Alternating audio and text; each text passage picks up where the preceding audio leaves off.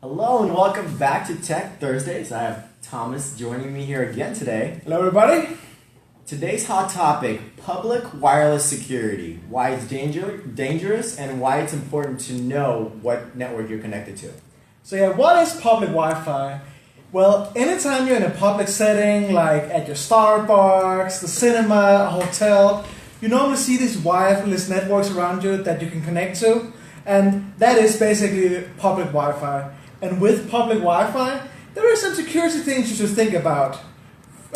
Foremost, think anything you're doing at a public Wi-Fi, you shouldn't be doing like in a public setting. You wouldn't take your taxes with you to your Starbucks and sit and do your taxes with your social security out and your credit card numbers and all of this.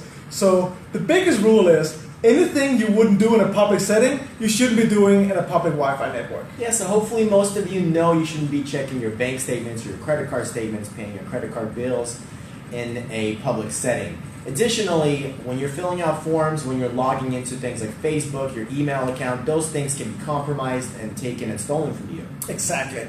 So we have a few rules and tips that you can use when connecting to these Wi-Fi networks. The first one is, think about it. Do you really need to be in this Wi-Fi network? Just because the Wi-Fi network is available doesn't mean you have to connect to it. If you're just there checking an email, something random, checking CNN News, you don't need to be in the public Wi-Fi. You can easily just be on your regular data plan from your cell phone.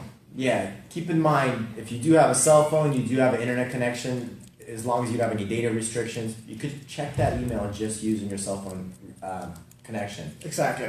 Also, when you connect to a network, or if you're on a PC, it'll normally ask you, is this a home network or is this a public network? If you're in the public setting, always select the public setting. That means that it will have the tighter security restrictions, and most of the time, it will also prevent file sharing. File sharing prevention is very important. It's something you might want to check. It means if you connect to a public network, that other people also connecting to that public network but not able to see the files on your computer. Yeah, so you definitely want to disable file sharing and enable that firewall. You can locate it in the control panel or in system preferences, depending on the type of operating system you have. Yes. Another thing you also want to be a little bit careful about is when you go to a Starbucks or something like that, you might see 2 or 3 networks with the same name.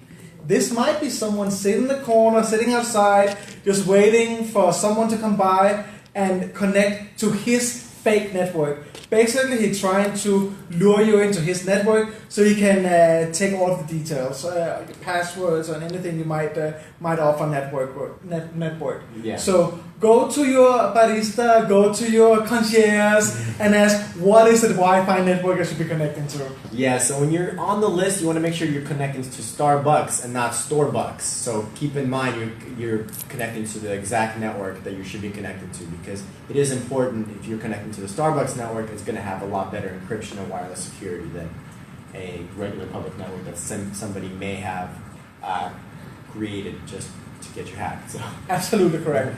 So another thing you want to pay attention to is when you connect to a website at the top left, you'll notice that it either is going to say HTTP or HTTPS. That S is actually important. It stands for something. It stands for secure.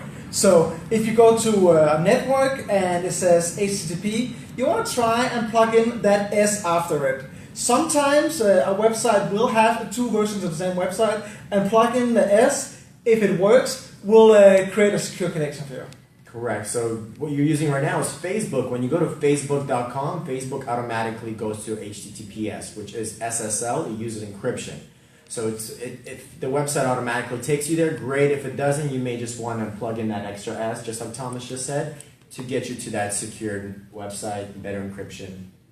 Another thing you can use if you have a laptop from your office, they normally provide you with a VPN connection. VPN creates a secure connection between your laptop and the server where the VPN is hosted. So if you have the option of the VPN, go ahead and use it.